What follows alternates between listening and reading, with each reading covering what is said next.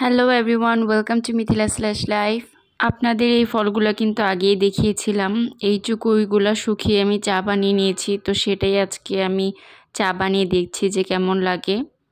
ওই সবগুলো চুকুই শুকানোর পরে কিন্তু ওই জারের অতটুক পরিমাণ হয়েছে। 1 কাপ পানিতেও আমি অল্প একটু পরিমাণ দিয়ে দিয়েছি, একটু পরে কিন্তু সুন্দর একটা কালার চলে এসেছিল। তারপরে আমি নামিয়ে একটু চিনি দিয়ে মিশিয়ে নিয়েছি। এই চাটার হেলথ বেনিফিটস কিন্তু অনেক, আপনাদের এই চাটটা দিয়ে দিলাম, আপনারা একটু দেখে নেবেন। আর আমি তো চিনি মিশিয়ে নিয়েছিলাম। টেস্টটা টক মিষ্টি অনেক বেশি ভালো লেগেছে আমার কাছে। আপনারা চাইলে চিনি ছাড়াও খেতে পারেন, আবার ঠান্ডা করেও খেতে পারেন। এই চাটা হার্টের জন্য ভালো, কিডনিতে পাথর জমতে দেয় না, তারপর পিরিয়ড পেনের জন্য ভালো, অনেক কিছুতেই কাজ করে। অ্যান্টিঅক্সিডেন্ট আছে এটাতে অনেক। নেক্সট টাইম এই ফলটা আমি বাজারে দেখলে তো অনেকগুলা কিনে নিয়ে আসবো, আর কিনে এরকম করে চা বানিয়ে রেখে দেবো। তো সেই দিন ছিল ফ্রাইডে, তার আগের দিনই প্ল্যান করেছিলাম আমরা পরের দিন তেহারি বাবাতে খেতে যাব। ভেবেছিলাম ডিনারে যাব, কিন্তু পরে আবার ডিসাইড করি যে না, লাঞ্চেই যাই, কারণ রাতে থেকে আমার ডে টাইমে বেশি ভালো লাগে বের হতে। তো আমরা এসে পড়েছিলাম তেহারি বাবার যে বিল্ডিংটা, ঢুকতে কিন্তু এরকম সুন্দর একটা ফুলের দোকান আছে নিচে। তো আমি একটু ভিডিওস নিয়ে নিলাম, ফুলগুলো অনেক সুন্দর ছিল। আর এটা হচ্ছে তেহারি বাবার বিল্ডিং। রেস্টুরেন্টটা পার্সোনালি আমার কাছে খুবই ভালো লেগেছে, কারণ ডেকোরেশন একদমই সিম্পল, একদম খোলামেলা হওয়াতে প্রচুর ডে লাইটও ছিল। আমরা যেই অর্ডার দিয়ে দিয়েছিলাম, আর এর মধ্যে আমাদের রেস্টুরেন্টের মালিকের সাথেও কথা হয়। আর ভাইয়া জানান এই রেসিপিগুলো তিনি নিজেই বের করেছেন, এগুলো কোনো শেফের রেসিপি না। আমরা মেইনলি গিয়েছিলাম এই বিফ ঘিয়ের তেহারিটার জন্য। তো আমি যেহেতু পুরান ঢাকার মেয়ে, আমার তেহারি কিন্তু অনেক বেশি প্রিয়। তেহারিটা যেহেতু ঘিয়ের, টেস্টটা কিন্তু একদম ডিফারেন্ট, কিন্তু পুরান ঢাকার তেহারিকে কিন্তু এটা বিট করতে পারবে না।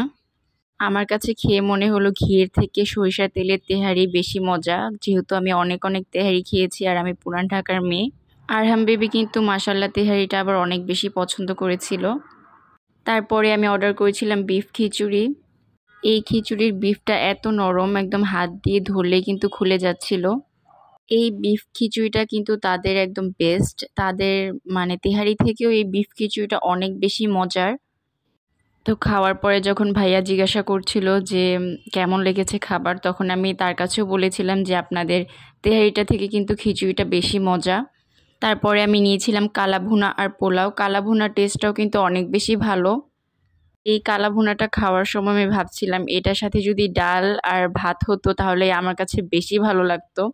মানে আমি বারবার মনে করছিলাম ডাল ভাত আর লেবু দিয়ে যদি এই কালাভুনাটা খেতে পারতাম। কালাভুনাটা সত্যি অনেক বেশি ভালো লেগেছে আমার কাছে।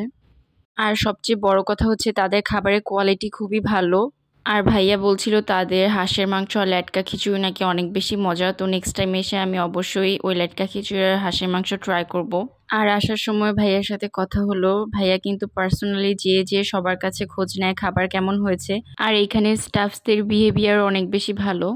তারপরে আমরা বাসার উদ্দেশ্যে রওনা দিয়ে দিই। তারপরে বাসায় ফিরে আমি কেক বানানোর প্রিপারেশন শুরু করি। তো কেকের যে বেসটা সেটা আমি 2 দিন আগেই বেক করে রেখে দিব, কারণ তারপরের দিন আম্মু আসবে, আমার ছোট ভাই আসবে, তো তখন আমি সময় পাবো না। আমি কেকটাকে হার্ট শেপ করে কেটে নিয়েছিলাম। যে অংশটা বেঁচে গিয়েছে সেটা একটু ছিঁড়ে দেখাচ্ছি কতটা সফট হয়েছে কেকটা। তারপরে এটা হচ্ছে পরের দিন সকালে আমার ভাই আর আম্মু এসেছে আরহামের জন্য একটা সারপ্রাইজ গিফট নিয়ে। এইটা হচ্ছে একটা কার পার্কিং। এইটা কিন্তু আমার আব্বু তার নিজের হাতে বানিয়ে দিয়েছে। উপরে কিন্তু লেখাও আছে আরহাম কার পার্কিং। এটা একটা দোতলা কার পার্কিং, সাথে স্লাইডারও দেওয়া আছে। তারপর এটাতে খুব সুন্দর লাইটিংও করা আছে। এটার সাথে ছোট একটা রিমোটও দিয়েছে আব্বু। আরহাম ওর সব গাড়িগুলো সাজিয়ে নিয়েছিল এখানে, দেখতে কিন্তু খুবই সুন্দর লাগছিল। সামনে রাস্তা আছে, তারপর আব্বু আবার ঘাস দিয়ে দিয়েছে। এইটা আরহামের জন্মদিনে আব্বু গিফট করতে চেয়েছিল, কিন্তু তখন নিয়ে আসতে পারেনি, তাই এখন নিয়ে এসেছে। আর আরহাম কিন্তু এটা পেয়ে অনেক বেশি খুশি হয়েছে, কারণ আরহাম এরকম দোতলা টাইপের একটা কার পার্কিং অনেক দিন ধরেই চাচ্ছিল।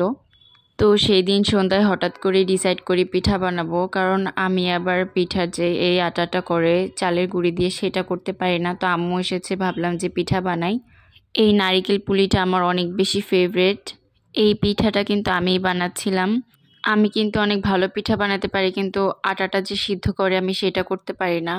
আমি কিন্তু ছোটবেলা থেকেই পিঠা বানাতে পারি। যখন আমার ছোট ফুপি পিঠা বানাতো তখন আমাকে ডাক দিত। তো ফুপি আর আমি একসাথে পিঠা বানাতাম। তো তখনই কিন্তু আমি ফুপির কাছে মোটামুটি অনেক ধরনের পিঠা বানানো শিখেছি। আর এই তো আমি পিঠাগুলো তখন ভেজে নিচ্ছিলাম। আর আমাদের দেখাদেখি আরহামও কিন্তু পিঠা বানাচ্ছিল। আরহামকে একবার দেখিয়ে দেওয়ার পরে ও নিজে নিজে ট্রাই করছিল। ও ৩-৪টা পিঠা নিজে নিজে বানিয়েছে। ও কিন্তু ভালোই বানিয়েছিল। এই ৩টা পিঠাই ওর বানানো। আর এরই মধ্যে আমার হাজব্যান্ড বাসায় আসে আমার জন্য সারপ্রাইজ গিফট নিয়ে, কারণ এর পরের দিন ছিল আমার অ্যানিভার্সারি। আর নেক্সট ব্লগে থাকবে আমি আমার অ্যানিভার্সারিতে কী কী আয়োজন করেছিলাম আর আমি রাফির কাছ থেকে কী কী গিফটস পেলাম। আজকে এই পর্যন্তই। Thanks for watching.